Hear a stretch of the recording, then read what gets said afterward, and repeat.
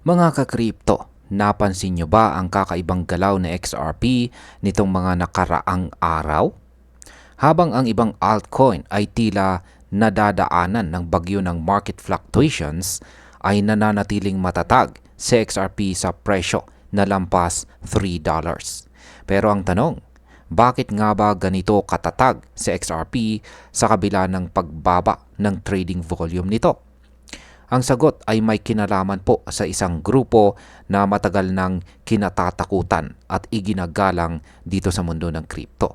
At yan po ang mga tinatawag nating whales. Sa video na ito ay pag-uusapan po natin kung paano po pinapanatili ni XRP ang kanyang lakas sa kabila ng mga pagsubok. Ano ang papel ng mga whale sa kanyang stability? At anong technical indicators ang nagpapakita ng posibleng kanyang pag-angat pa? Pero bago po tayo magpatuloy, ay pakibasa na lamang po muna ang disclaimer dito po sa ibaba ng ating screen.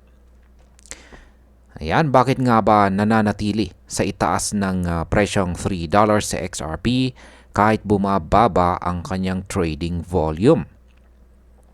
Ayon po sa mga pinakahuling datos ay bumaba ng 36% ang daily trading volume na XRP sa nakalipas na 24 oras or last 24 hours. Mula po sa mataas na volume ay bumagsak ito sa $6.26 billion. Pero ang nakakagulat, kahit bumaba po ang dami or volume ng mga bumibili at nagbebenta, ay tumaas pa rin ang presyo ng XRP ng 1.52% at ngayon ay nasa presyong $3.18. Hindi ito pangkaraniwan sa crypto market dahil kadalasan kapag bumaba ang volume ay bumababa rin ang presyo. Pero kay XRP ay tila may kumukontrol sa kanyang galaw. Paano nakakatulong ang mga whale sa presyo ni XRP? Sa likod ng price stability ni XRP ay may mga tinatawag tayong crypto whales. Ayon po sa ulat, sa loob lamang ng 24 hours ay bumili ang mga whales ng halos 415 million na XRP na may halagang aabot sa $250 million. Malaking halaga ito na nagpapakita ng kumpiyansa or confidence ng mga malalaking investors kay XRP kahit pa medyo magulo ang galaw ng market. Kapag ganito po kalaking halaga ang ipinapasok ng mga whales ay nagkakaroon po ng market support. Ibig sabihin ay may bantay sa presyo na hindi po basta-basta magpapabagsak. Sa madaling salita, si XRP po ay may matibay na balikat na umaalalay sa kanya. Ano naman ang ibig sabihin ng golden cross dito sa galaw ni XRP? Ang isa pang magandang balita para kay XRP ay ang tinatawag na golden cross. Ito po ay isang technical signal kung saan ang short-term moving average ay tumawid or nag-cross pataas sa long-term moving average. Dito po sa kaso ni XRP, ang kanyang 9-day moving average ay tumataas na. Ayan, tumataas na po at mas mabilis kaysa sa 26-day moving average. Ito po ay sinyalis ng long-term bullish trend. Ayon po sa mga analyst, habang nananatili itong setup na ito ay may posibilidad na umabot po sa XRP sa presyo na $3.34 sa mga susunod na araw.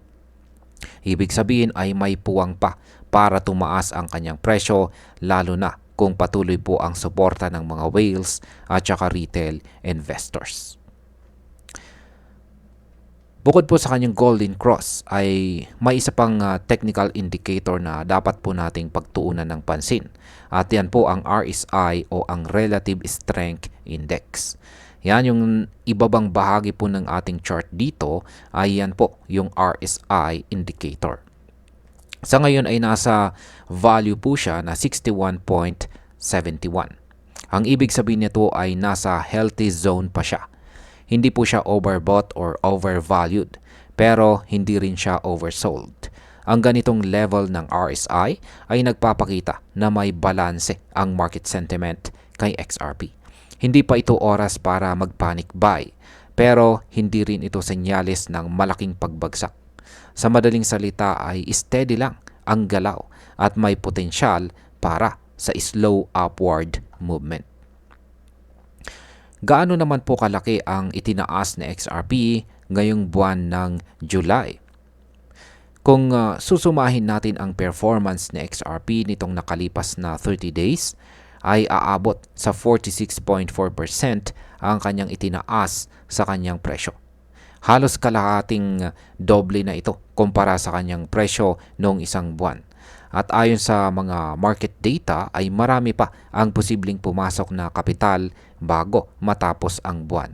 Ang ganitong trajectory ay nagpapahiwatig na malaki ang posibilidad na magtatapos si XRP sa July, ngayon pong July, na may strong bullish momentum. Kaya naman marami sa mga traders ngayon ay nakatutok sa bawat galaw ng coin na ito.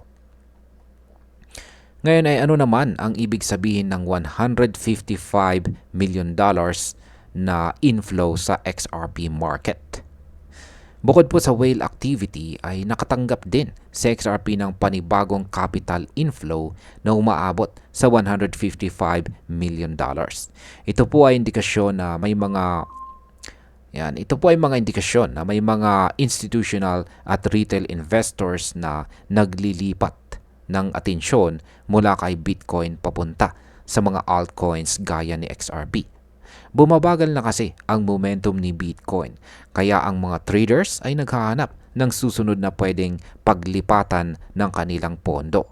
Sa ngayon ay si XRP.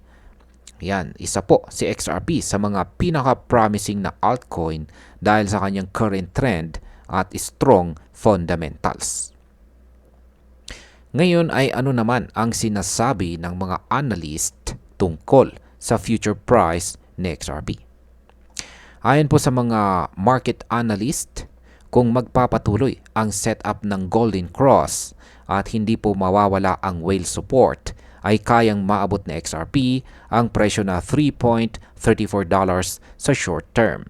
Pero kung lalong lalaki ang volume ng pagbili mula po sa mga institutional investors, ay possible raw itong umabot pa sa mas mataas na level. Price levels sa mga susunod na buwan. May ilang ding nagsasabi na kung magiging successful sa XRP sa pag-expand ng paggamit sa mga real-world use cases gaya ng cross-border payments, ay lalo pang lalakas ang demand sa coin na ito. Ayan, para po sa atin bilang mga Pinoy crypto enthusiasts ay magandang balita ito. Ang stability ni XRP sa $3 na price level ay nagbibigay ng confidence sa mga traders at saka hodlers. Ibig sabihin ay hindi pa huli ang lahat para sa mga gustong sumabay sa momentum. Ngunit gaya ng lagi kong paalala, mag-ingat po sa hype at siguraduhin may sarili po tayong research bago po tayo pumasok sa kahit anumang position. Sa mga may hawak na or may holdings na kay XRP, maaaring ituloy lang natin ang pag-observe sa RSI at saka whale activity. Kung tuloy-tuloy po ang pagtaas ng presyo at hindi bumababa ang market interest, maaaring maganda ang susunod na galaw nito. At bilang panghuli, para sa akin ay malinaw na ang whale activity at Golden Cross ay nagbibigay ng malakas na suporta kay XRP. Hindi po ito basta-basta galaw ng retail market lamang. May malalaking players na nakapwesto at mukhang may tiwala po sila sa long-term value ng XRP. Pero tandaan po natin, hindi po sapat ang isang bullish signal para sumugal agad. Ang crypto market ay mabilis pong magbago. Mahalaga na maging maalam po tayo at mapanuri sa bawat galaw ng market. Hindi po masamang sumabay, pero siguraduhin mong may plano ka. Hindi lang basta hype ang iyong pinagbabasihan. At ayan, hanggang dito na lamang po tayo sa video na ito mga ka-crypto. Marami pong salamat sa panonood. Ingat po tayo lagi at God bless po sa ating lahat.